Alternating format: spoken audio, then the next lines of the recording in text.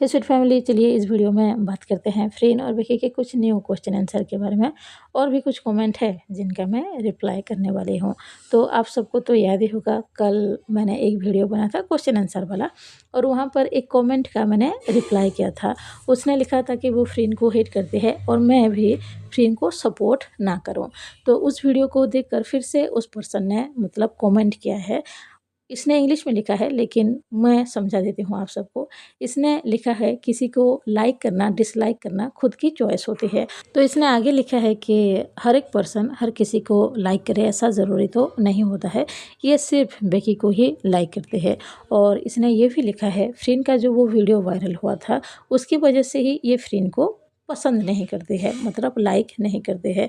और इसने ये भी लिखा है, क्या मेरे वीडियो में ये कोई अपनी ओपिनियन नहीं दे सकती है, कुछ कह नहीं सकती है। और आखिर में इसने ये भी लिखा है, क्योंकि मैं एक पब्लिक फिगर हूँ तो मुझे और भी ज़्यादा फ्लेक्सिबल होने की ज़रूरत है। और हाँ, इसने ये भी लिखा है कि इसने मुझे कहा नहीं है कि मैं फ्रेंड को हेट करूँ। तो मैंने इसके कमेंट का रिप्लाई दिया था, तो मेरे रिप्लाई के बदले में इसने फिर से ये कमेंट किया है। तो आपको रिप्लाई देना तो बनता ही है, क्योंकि आपने जो पहले कमेंट किया था और ये जो कमेंट है इसमें कुछ गड़बड़ी है, तो मैं समझाने की कोशिश करती हूँ। तो मैं ये दिखा देती हूँ कि तुमने पहले क्या कमेंट किया है। तुमने ये लिखा है, आई हेट फ्रेंड, और तुमने ये भी लिखा है, यू स्टॉप सपोर्टिंग फ्रेंड, मतलब कि मैं भी फ्रेंड को सपोर्ट ना करूँ। तो अभी जो मतलब तुमने जो कल कमेंट किया है और पहले जो कमेंट किया है उसमें क्या डिफरेंट है मैं बता देती हूँ। तुमने कल लिखा था लाइक और डिसलाइक, और पहले कमेंट में क्या लिखा है, आई हेट फ्रेंड। तो तुम्हें क्या डिसलाइक और हेट में अंतर पता नहीं है, क्या डिफरेंट होता है वो पता नहीं है? अगर नहीं पता है तो मैं समझा देती हूँ। डिसलाइक का मतलब होता है किसी को पसंद ना करना, हेट का मतलब होता है किसी को नफरत करना। और भी तुमने कुछ लिखा है, जैसे कि मैं फ्रेंड को सपोर्ट करना बंद कर दूँ। तो तुम तो क्या, इस दुनिया में कोई भी पर्सन अगर मुझसे ये कहेगा, वो नहीं करने वाली हूँ। मैं फ्रेंड और बेकी को ऑलवेज सपोर्ट करने वाली हूँ, हर एक चीज़ में सपोर्ट करने वाली हूँ। और तुमने क्या लिखा था कि तुमने मुझे कहा नहीं है फ्रेंड को हेट करने के लिए, वो तो कोई और आकर भी कहेगा तब भी मैं नहीं करूँगी, क्योंकि मैं हेट की पूरी तरह से खिलाफ हूँ। किसी को नफ़रत करना मुझे कभी नहीं आया है और ना कभी आएगा। हेट की मैं सख्त खिलाफ हूँ। और तुमने डिसलाइक करती हूँ ऐसा नहीं लिखा है, हेट करती हूँ ऐसा लिखा है। तो मैंने तुम्हें समझाने की कोशिश की है और मैंने गुस्सा भी किया है, और मुझे लगता है मेरा गुस्सा पूरी तरह से करेक्ट है। और मैं अब भी कह रही हूँ, अगर तुम उसको हेट करते हो तो मेरे वीडियो से दूर रहो, मेरे कमेंट बॉक्स से दूर रहो। मैं हर किसी को यहाँ पर कह रही हूँ, अगर कोई भी पर्सन फ्रेंड को हो गए या फिर बेकी को हो गए, अगर कोई भी हेट करते हो तो मेरे वीडियो से दूर रहो। मेरे चैनल को ऐसे पर्सन की ज़रूरत नहीं है जो फ्रेंड बेकी को नफ़रत करते हो। और इस पर्सन ने ये भी लिखा था कि मैं क्या अपनी ओपिनियन नहीं देख सकती हूँ, इसमें बुराई किया है। तो इसमें कोई बुराई नहीं है, आप बिल्कुल पूरी तरह से अपनी ओपिनियन दे सकते हो। लेकिन तुमने सिर्फ ओपिनियन नहीं दिया है, तुमने सीधे मुझे कहा है कि मैं फ्रेंड को सपोर्ट करना बंद कर दूं। और मतलब तुमने ये डायरेक्टली कहा है, तुम सपोर्ट नहीं करती हो, तुम हेट करती हो, तो लोगों को भी कह रहे हो कि तुम फ्रेंड को सपोर्ट करना बंद कर दो। तो यहाँ पर कोई भी फ्रेंड को सपोर्ट करना बंद नहीं करेगा। और तुम कोई भी ओपिनियन दे सकते हो, बिंदास दे सकते हो। मैं खुद कहती हूँ कि आपके मन में जो भी विचार हो कमेंट बॉक्स में बताना, मेरी वीडियोस कैसा लगा कमेंट बॉक्स में बताना, वो मुझे चलता है। और मैं भी ये चाहती भी हूँ कि हर कोई अपने ओपिनियन दे। पर तुमने यहाँ पर ओपिनियन नहीं दिया है, तुमने यहाँ पर हेट फैलाने की कोशिश की है, और मैं हेट की सख्त खिलाफ हूँ। मुझे ये जो हेट वर्ड है ना, यही पसंद नहीं आता है। तो तुमने जो अभी कमेंट किया था, आई होप मैंने जो अभी तुम्हें रिप्लाई किया है तुम्हें समझ में आ गया होगा। तुम किसी को हेट करती हो तो वो हेट अपने पास रखो, किसी को बताने की ज़रूरत नहीं है। और आप सबसे मैं एक क्वेश्चन करना चाहती हूँ, आप सबको क्या मेरे रिप्लाई से ऐसा लगा कि मैं कुछ गलत कह रही हूँ? क्या हेट करना सच में सही होता है या फिर गलत होता है? आप सब प्लीज़ कमेंट बॉक्स में ज़रूर बताइएगा।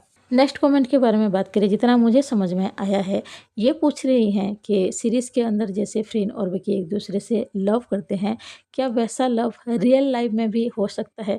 हमेशा क्या वो लव रहता है लाइफ में? तो देखो, अगर मैं सही समझ रही हूँ आपकी क्वेश्चन, तो मुझे लगता है रहता है। आप अगर किसी पर्सन से सच्चे दिल से लव करते हो और वो भी सेम ही ऐसे लव करता है, तो पूरे लाइफ टाइम वो आपके साथ ही रहेगा, कहीं नहीं जाएगा। नेक्स्ट क्वेश्चन के बारे में बात करते हैं। ये पूछ रही हैं, हैलोवीन में सब लोग नज़र आ रहे हैं, बेकी, लिंग ओम फाय, पर फ्रीन क्यों नहीं नज़र आ रही है? शायद यही पूछ रही हैं, फ्रीन ने कोई पोस्ट क्यों नहीं किया?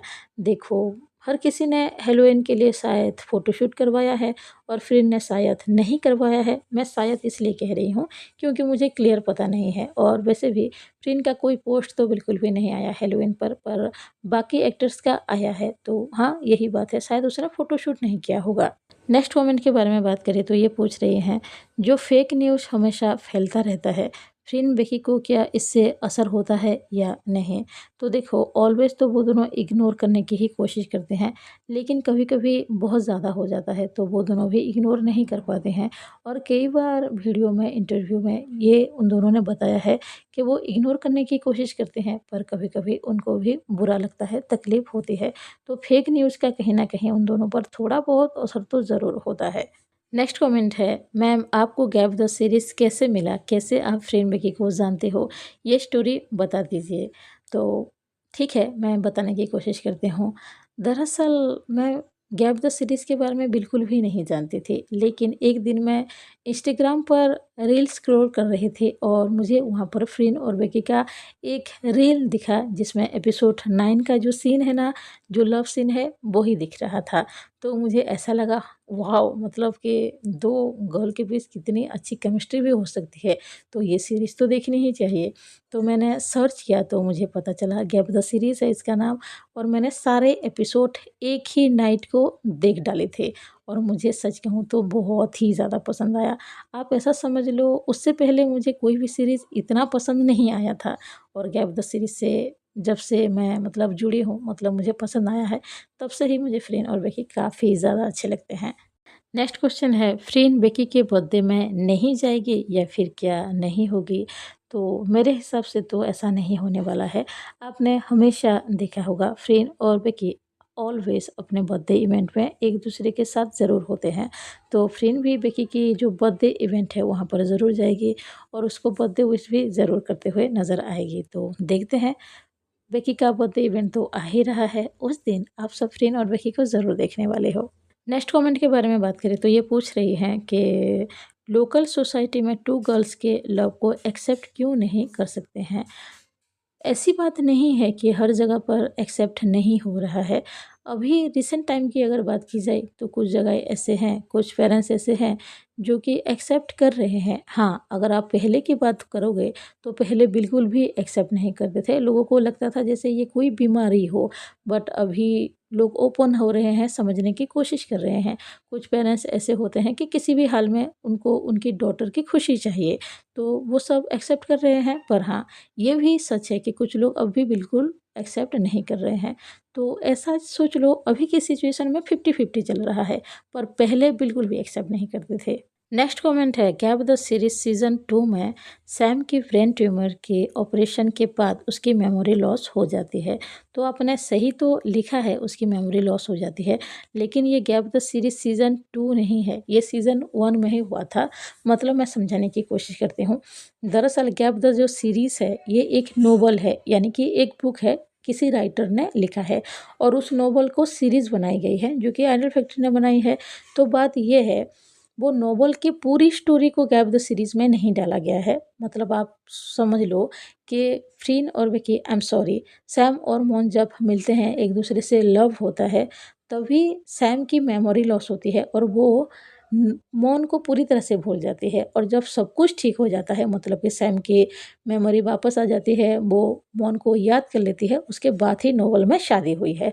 लेकिन सीरीज़ के अंदर क्या हुआ है, वो दोनों जब बिछड़ते हैं और मॉन जब इंग्लैंड जा रही होती है और फिर वापस आ जाती है, और उसके बाद ही सैम और मॉन की शादी करवाई गई है। लेकिन नोवेल में पहले सैम की मेमोरी लॉस होती है, उसके बाद ही दोनों की शादी हुई है। नेक्स्ट क्वेश्चन है, राइडर मूवी को कहाँ देख सकते हैं, जो कि फ्रीन की मूवी है। तो बात ये है, ये जो राइडर मूवी है वो थाईलैंड में तो बहुत दिनों से रिलीज़ हो चुका है, पर प्रॉब्लम ये है कोई ओटीटी ऐप्स पर इस मूवी को अभी तक नहीं डाला गया है, तो देखना मुश्किल है क्योंकि हम इंडिया में रहते हैं और भी कुछ कंट्री है जहाँ पर राइडर मूवी को नहीं देख सकते हो, तो प्रॉब्लम यही है। तो हाँ, अगर कभी कोई ओटीटी ऐप्स पर ये मूवी आएगा तो हम ज़रूर देख पाएंगे। नेक्स्ट कमेंट है, फ्रीन और विकी की कोई भी फैन मीट होती है तो उसकी टिकट बहुत ही जल्द सोल्ड आउट हो जाता है। फ्रीन का जो बर्थडे इवेंट था उसकी टिकट का भी सोल्ड आउट बहुत ही जल्दी हो गया था, पर बेकी का बर्थडे इवेंट की टिकट सोल्ड आउट क्यों नहीं हो रहा है जल्दी, तो इसके बारे में बताना बहुत ही ज़्यादा मुश्किल है। पर मुझे लगता है कि टिकट बहुत ही स्पीड से मतलब लोग खरीद रहे हैं तो बहुत जल्दी ही सोल्ड आउट हो सकता है। पर आप क्यों चाहते हो कि सोल्ड आउट हो जाए? अगर सोल्ड आउट हो जाएगा ना तो कोई चाहेगा भी तो भी टिकट नहीं ले पाएगा, और मेरे हिसाब से बेकी की बर्थडे कंसर्ट शायद ऐसी जगह पर की जा रही है जहाँ पर ढेर सारे लोग बैठ सकते हैं या फिर आ सकते हैं, तो इसीलिए शायद जल्दी सोल्ड आउट नहीं हो रहा है। और सोल्ड आउट नहीं हो रहा है ये अच्छी बात है, अगर कोई टिकट लेना चाहेगा ना तो वो ले पाएगा। सोल्ड आउट अगर एक बार हो जाए तो आप चाहोगे भी तो टिकट नहीं ले सकते हो। आखिरी कमेंट है, सिस आपने क्या लव मैरिज किया है? जी हाँ, मैंने लव मैरिज किया है, पर मेरे लव में थोड़ा-सा ट्विस्ट भी था। आपने पूछा है इसीलिए मैं बता देती हूँ।